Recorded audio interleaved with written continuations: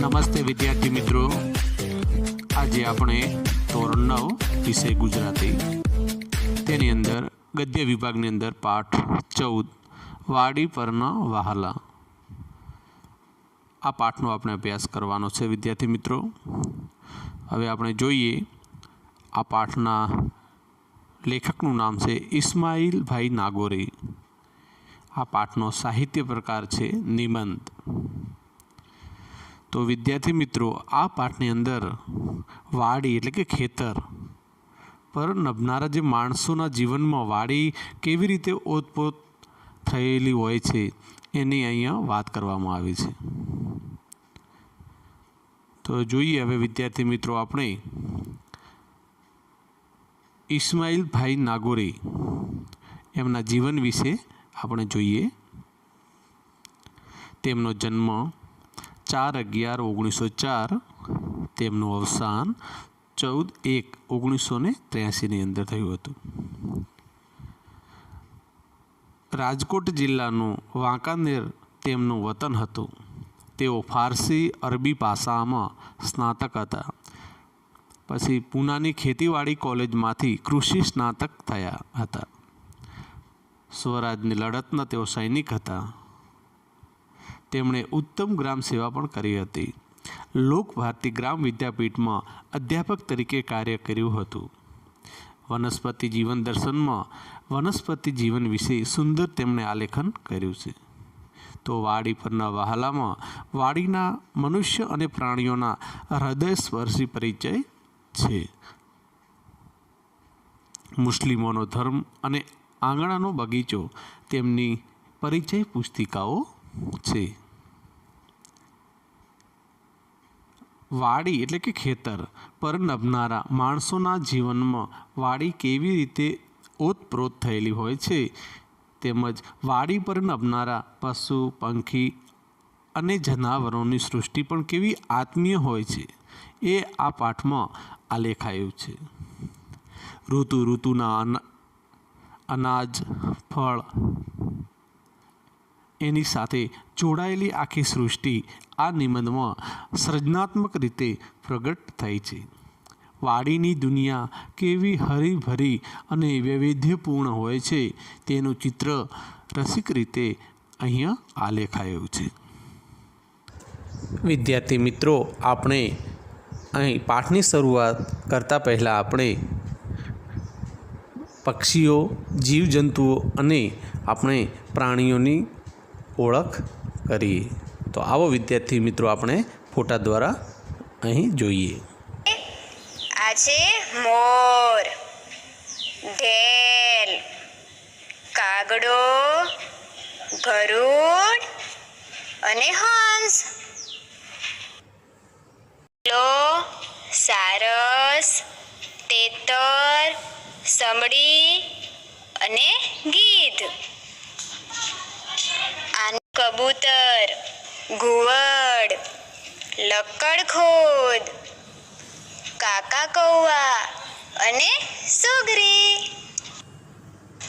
જોઈશું મેના, મુરગી, શાહમૃગ, કીવી અને પેંગ્વિન। હવે આપણે વિદ્યાર્થી મિત્રો વાડી પરમાં જે જીવજંતુ હોય એના વિશે આપણે હવે જોઈએ। મધમાખી, મચ્છર, કીડી, વીંછી, સાપ, મધમાખી, ઈયળ, ભમરો, તમરો, ખાનખજૂરો, મધમાખી અને પાલતુ પ્રાણીઓ પણ હોય છે। વિદ્યાર્થી મિત્રો, આપણે પક્ષીઓ, જીવજંતુઓ અને પ્રાણીઓ આપણે જોયા। તો વાડીમાં જંગલી જાનવર પણ હોય છે, તો આપણે એ પણ જોઈએ।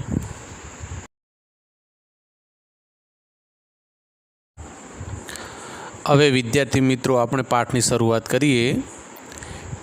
વાડીની લીલી દુનિયા વચ્ચે કેટલા જગત હોય છે, જાણે નાના મોટા જીવોનું સંગ્રહસ્થાન એટલે કે સંગ્રહાલય, ઉદયનું બાંધકામ ને કીડીની કરામતો, કાકીડાની લડાઈ ને સાપના યુદ્ધો, તોયરાનું વિચિત્ર ગાન, મકોડાની સાવણીઓ, પરવાડીના કાફલા, ગોકળ ગાયના ભપકા ને વીંછીના ચિરસ્મરણીય ચરણ સ્પર્શ બધું દિન રાત ચારે કોર ચાલતું હોય છે.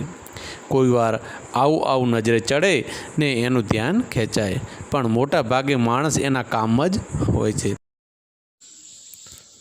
વાડીમાં રહીએ તો દેડકા તો ઘરમાં જ વસવાટ શોધતા નજરે પડે. વાડમાં સરપ નોળિયા જ નહીં પણ કાળોતરાને માંજરના જીવન મરણના સંગ્રામો પણ ખેલાતા હોય છે. કાળોતરા એટલે કે સાપ, માંજર એટલે કે જંગલી બિલાડો. હાથના કણા ચાંચેથી પૂરા કરતા લલેડા, એક પક્ષી આવે લલેડા જે 7 સમૂહમાં ભેગું રહેતો હોય તે લલેડા. અળસિયાને ગોળો કરીને આરોગતા દેડકા, નાના સસલાથી ફાટાફાટ પેટ ભરી અને પગદંડી પર સૂતા સરપો, કાગડાઓ વચ્ચેથી માર્ગો કાઢતા કુવડ, શેરડીના શોખીન શિયાળ, ઈંડા શોધતા ખેરખટ્ટા, મરઘીના બચ્ચાને ચોરીને ઘર ભેગા અને દર ભેગા કરતા ઉંદર, જેમ જોવા મળે તેમ પશુઓને વળગતી જીવાતો વીણતા બગલા, પાકને બગાડતી ઈયળો સાફ કરતા પક્ષીઓ, ઉંદરની વસ્તી પર અંકુશ રાખતા રાણી માંજરો વગેરે ત્યાં આપણે વાડીમાં જોવા મળતા અને રહેતા હોય છે. દિવસના કોલાહલમાં જંતુ જગતની ખબર ઓછી પડે, એટલે કે દિવસમાં બધા લોકો વાડીમાં કામ કરતા હોય, અવાજ થતો હોય એટલે આપણને જીવજંતુઓની ખબર ઓછી પડે. પણ રાતના શાંત નીરવ સમયે તો કંસારીથી લઈને તમરાના અવાજથી વાતાવરણ ભરાઈ જાય છે. શેઢાડીને શેળા, વણિયલને જબાદિયા, કોરખોદિયા ને ભૂંડળા હરણા ને રોજડા તો દેખાવા દે, પણ ક્યાંક તો દીપડા અને સિંહ પણ દર્શન દઈ જતા હોય છે. વાડીમાં રહેનારાને આવનારાઓને આ રીતે ભાતના એટલે કે જુદા જુદા આપણને જીવો જોવા મળે. ખેડૂતનું ખાસ ધ્યાન તો ન હોય એટલે વધુ રંજાડે ત્યારે વધુ કંઈ બગાડે એ તરફ હોય છે. બાકી આ જીવતી વાડીના જીવ માત્રને જોનાર બાળકો તો હોય છે. ઢીલે કેટલા ઈંડા મૂક્યા છે, તેતર માદા કેટલા બચલા સાથે ફરે છે, બુલબુલે ક્યાં અને કેવો માળો કર્યો છે, ચીબરી ક્યાં ભરાઈને બેઠી છે, કાકીડાએ કેવા રંગો ધારણ કર્યા છે, સાપે કાંચળી ક્યાં અને કેવડી મોટી કાઢી છે, ને કૂતરાએ બખોલ ક્યાં ગાળી રાખી છે, એ બધું એમની નજરમાં આવી જાય છે. ખરું જોતા જીવનનો જે ખજાનો વાડીમાં ભર્યો હોય છે તેના એ પોતે પણ અગત્યના ભાગ જેવો જ હોય છે. દરેક ઋતુમાં પોતાના પ્રત્યક્ષ પદાર્થ પાઠ લઈને આવે છે. કુદરતનો એક કારવાન કાફલો આવે છે ને જાય છે, ને એ બધા પોતાના હોય તેમ વાડી તેમને સૌને આશ્રય અને આવાસને આકાર અને આહલાદ આપે છે. સવારથી સાંજ સુધી વાડી પર કામને કામ ચાલતું જ હોય છે. રાતે પણ ઢોરને માટે ચીવટવાળા એટલે કે દેખરેખવાળા હોય ત્યાં રાતના વાડીએ સૂવા જતા હોય છે. અને બાળકવાળી માતાની માફક જેવી રીતે બાળક પોતાના બાળકને સાચવે છે એવી રીતે એમની નિંદ્રાએ જાગૃત હોય છે. એવી રીતે તેમના પશુઓને રક્ષણ માટે તેઓ વાડી ઉપર લોકો સૂવા માટે જતા હોય છે. ને તોય વાડીમાં ડાયરા જામતા હોય છે, જલસા થતા હોય છે, મોસમની મોજ માણી જતા હોય છે. મકાઈના ડોડાની મિજબાનીઓ ચાલતી હોય છે, મિજબાની એટલે કે ઉજાણીઓ ચાલતી હોય છે. આજુબાજુની વાડીના આડોશી પાડોશી મિત્રો ભેગા થઈ જાય અને આમંત્રિતમાં પણ કુંડાળામાં ભળી જાય, એટલે કે બધા ભળી જાય. દુબળા લાકડાને પાંખી કાથીની ખાટલી ઉપર અને માનવતા મહેમાનોને બેસાડાઈને સ્વયંસેવકો જે ભેગા હોય તે કાંટા ભેગા કરી લાવે અને કોઈ બે સળી બાકેસને અર્પણ કરે ને પાછી ભૂટા પીળા ને પોણા કાળા વહેંચવા માંડે, એટલે કે અલગ અલગ જે ડોડા જે હોય તે વહેંચવા લાગે. પોંકનું ટાણું આવે ને એનોય આનંદ લેવા કોઈ ચૂકે નહીં. પોંક એટલે કે વિદ્યાર્થી મિત્રો જે શિયાળાની અંદર કે જે આપણે ચણા હોય કે મકાઈ હોય તો આપણે ઘઉં હોય એનો જે પોંક બનતો હોય છે. માંડવીના ઓળા તો શેક સૂકી માંડવીમાંથી શેકેલ માંડવી મળે ત્યાં સુધી મોડી રાત્રે ને વહેલી સવારે ચાલુ રહે. કોલસીને રાખના ઢગલાને જતા આવતા રશિયાઓ સાંઠીકડેથી ફંગોળતા જાય. એક દાણો બચી ગયેલો મળી જાય તો તેઓ સંતોષ માને. શંકા ભર્યા મોલની પણ માંડવીઓ અસામાન્ય તો નહીં જ, પણ ચણા, પપૈયા, જામફળ બધાની પાર્ટીઓ નાની કે ખાનગી હોય છે. હવે ઘણે ભાગે એકાદ સાહસિકની સફરના ફળ જ એ જ હોય છે. ચીજ લઈને પછીથી વાતમાં કહી દઈએ તો દોષમુક્તિ થઈ જાય, એ માન્યતા પણ હવે સાવ ગઈ નથી. ખાવા પીવાને જ માણસો મળે છે એવું નથી. વંજી બાંધવા, નળિયા ચડાવવા, ઘઉંના પાળા બાંધવા ને કોઈ વાર તો સાંતીનું કામ કે ઝાઝા હાથ માગતું કામ હોય તે તાત્કાલિકને ઝડપથી પતાવવાના કાર્યો કરી દેવાને લોકો એકબીજાને ત્યાં કામે જાય છે અને કામ સાથે કિલ્લોલ પણ કરતા હોય છે.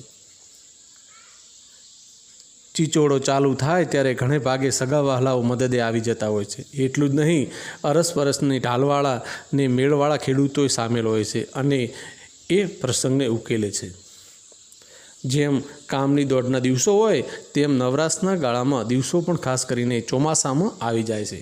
ત્યારે કદી નવરાશ ન ભાળનારા એટલે કે ન જોનારા જુવાનો પણ ચોપાટ પર જામતા હોય છે અને મોડી રાત સુધી હર્ષ આનંદ આપણને સંભળાય છે. ભજનની રાતો, ઠાકોર થાળી અને દાંડિયા રાસની રાતો પણ સમૂહ આનંદથી રાતો રાત જ બની જાય છે. ગામ કરતાં વાડી પર પ્રસંગો વધુ દીપી ઉઠે છે. આ તો થયા ખાસ પ્રસંગો, પણ રોજિંદા કામોમાં જ્યાં 5 માણસો ભેગા કામ કરતા હોય છે ત્યાં એકાદ આનંદી જીવડો સૌને ટોળ ટીખળ અને ચાળા ગપસપને રમૂજથી મજા પીરસતા હોય છે. આ બધો આનંદ ન હોત તો અને એક ધારા ખેતીના જે અનિવાર્ય કામો ઢસરડો બની જાય. તો આ વિદ્યાર્થી મિત્રો આપણે વાડી પરના વહાલા જે પાઠ આપણે જોયો અને તે વાડી પરના વહાલામાંથી લેવામાં આવેલો હતો. તેના લેખક હતા ઇસ્માઇલભાઈ નાગોરી. તો હવે વિદ્યાર્થી મિત્રો આપણો અહીંયા પાઠ પૂરો કરીએ છીએ. હવે આપણે સ્વાધ્યાયની હવે ચર્ચા કરીશું. ચલો વિદ્યાર્થી મિત્રો, આપણે હવે સ્વાધ્યાયની ચર્ચા કરીએ. તો સૌ પ્રથમ આપણે સ્વાધ્યાયની અંદર વિકલ્પવાળા પ્રશ્નો લખવાના રહેશે. પહેલો પ્રશ્ન છે, બાળકોની નજરમાં શું આવી જાય છે? તો એનો જવાબ છે વિદ્યાર્થી મિત્રો ડી, A, B અને C ત્રણેય આવશે. હવે આપણે બીજો પ્રશ્ન જોઈએ. જંતુ જગતના દર્શન માટે કયો સમય વધારે યોગ્ય છે? તો એનો જવાબ જોઈએ રાતનો શાંત નીરવ સમય, ડી એ જવાબ આવશે. હવે એના પછીનો પ્રશ્ન જોઈએ, પ્રશ્ન 3. કુદરતના કારવાન કાફલાને વાડી શું આપે છે? તો એનો જવાબ છે વિદ્યાર્થી મિત્રો ઉપરના A અને B બંને, આશ્રય અને આવાસ, આકાર અને આહલાદ, એનો જવાબ થશે. હવે વિદ્યાર્થી મિત્રો આપણે પ્રશ્ન 4 જોઈએ. વાડીમાં ક્યારેક કયા પ્રાણીઓના દર્શન થઈ જાય છે? તો એનો આપણે જવાબ જોઈએ તો ક્યારેક દીપડા અને સિંહના દર્શન થઈ જાય છે. તો જવાબ C આવશે. હવે આના પછી આપણે વિદ્યાર્થી મિત્રો પ્રશ્નોની ચર્ચા કરીએ. તો નીચેના પ્રશ્નોના 2-3 વાક્યમાં ઉત્તર લખો. તો એની અંદર પહેલો જ પ્રશ્ન છે કે ચોમાસાના નવરાશના દિવસોમાં લોકો કઈ રીતે આનંદ મેળવે છે? તો એનો જવાબ છે વિદ્યાર્થી મિત્રો તો ચોમાસામાં નવરાશના દિવસોમાં લોકો ખાસ કરીને મોડી રાત સુધી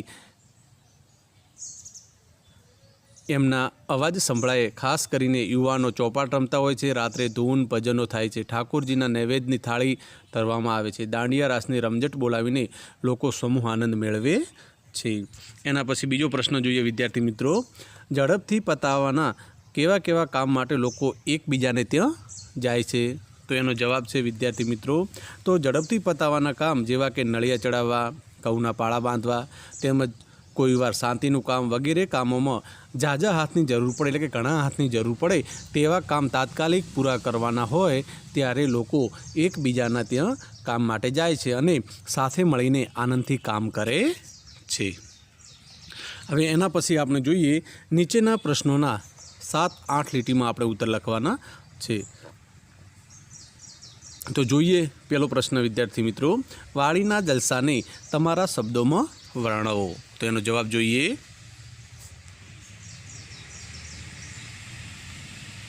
વાડીમાં રહેતા લોકો દરેક ઋતુ પોતાના પ્રત્યક્ષ પદાર્થ પાઠ લઈને આવે છે. કુદરતનો એક કારવાન કાફલો આવે છે અને જાય છે.